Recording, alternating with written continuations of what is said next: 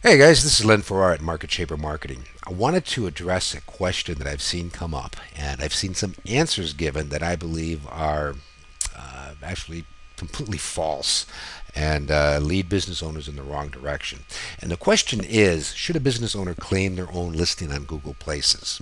In my opinion, the answer is if they feel comfortable and competent and knowledgeable in how to do so. Now, it may seem kind of obvious, but I mention it because I've seen others give the answer of, well, it's very easy to do. Just go ahead, fill in the blanks. We'll show you how to do it, and here's a 2-minute video to show you.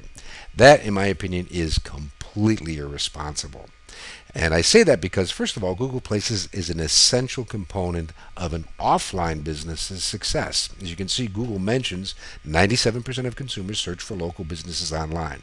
So it's a critical place to be. It is the beginning of a business's online activity, online presence, in my opinion.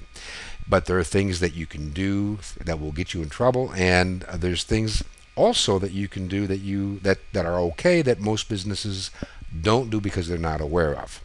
And there's three key components that I wanted to address. And in order to do that, let me just log into the back office, and I'll show you exactly what I mean. Okay, here we are in the back office. This is a page that a business would find if they're completing a new listing. And the perspective that I like to take is this information that is submitted, that is entered in here, this is going to be used by Google and actually by the other search engines once this page is completed. That's going to be used to determine the ranking for a business. So it's important that, first of all, it be done accurately, but secondly, be done in a way where it's going to be the most effective and efficient so that it will allow a business to get ranked as high as possible. In other words, you want to walk up to the line, you don't want to step over it. And it's knowing that range that I've seen most individuals really not know what they can do and what they can't do. In other words, either they're going too far or really not far enough. That's certainly within the guidelines. And I'm not going to go over each point because really they can take their own video to describe some of those. I just want to bring out a couple of things. Description, this is huge. There's things that you can do within 200 characters to enhance your listing, but there's things that you definitely want to avoid, and I've seen business owners have problems with that. Categories. There's instances where you put in the wrong category, the site will not even be accepted by Google. Seen that happen? Actually, I've had that happen myself. I had to go back and retweak it. Wasn't in the terms and conditions that Google had. I had to figure it out, and eventually it did get ranked. And as a matter of fact, made it the front page. Another area is videos and photos. This is absolutely huge. I love this. And what a lot of people aren't even aware of is that, first of all, you can submit this, but what you should do before you submit them. And that is absolutely key. It influences Google Places, but it also it can influence some other sites. And another great area is additional details. This is something that you can take advantage of to differentiate yourself between your competitors and your business. Also has some great things that you can add a lot of volume to the site, make it a little bit bigger, give more details for your customers so they know a lot of interesting things about your business. But one thing that I want to address and make a very, very strong point is this is the beginning. This is the place where you start. And a lot of business owners are under the false assumption that once this is submitted, that's it. All of my activities as far as Google and Google Places and Bing and Yahoo and all the directories, it's over. Folks, that's where you're missing out. And once this is completed, then that's when the fun really begins, and that's how it gets optimized. So, first of all, will the site even be submitted? In some cases, I've seen where business owners were not able to even get the site submitted because of things that they were doing. Then they go over and do things that get them in trouble. Secondly, will the site be optimized?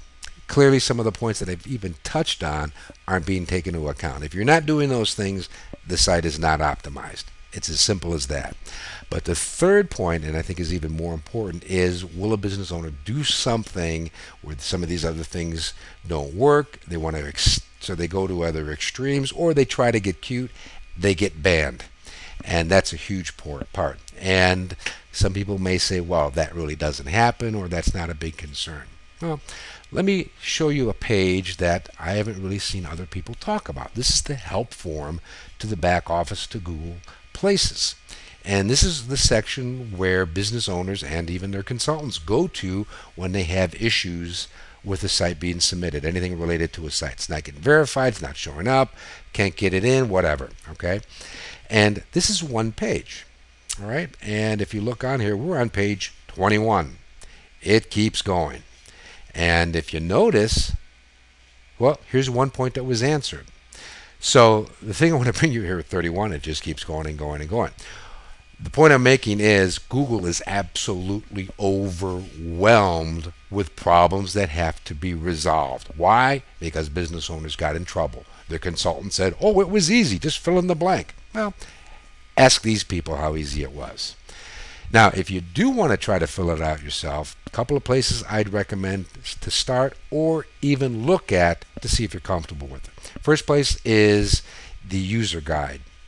And go through here. Personally, I think it's not as complete as it should be, but obviously they don't want to overwhelm it. They want to try to make it as simple as possible in bite-sized bits.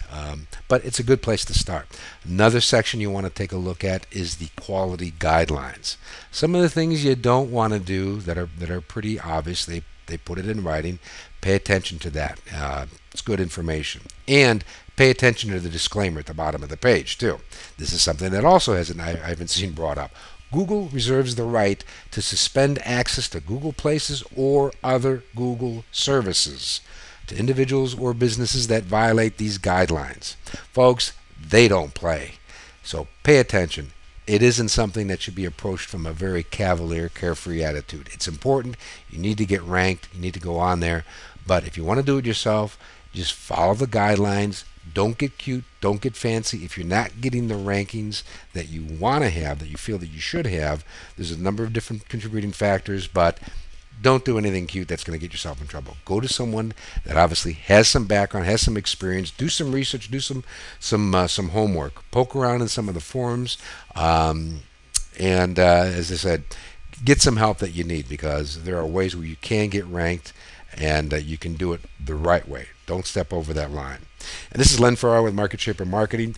And if you have any questions, anything that I can help you with, please go ahead, fill in the blanks, and put them below. Also, if you have any comments or critiques and you disagree with anything that I've said, I'd love to hear your side of it as well. We're all here to learn after all. So thanks again for watching, and we'll talk to you soon.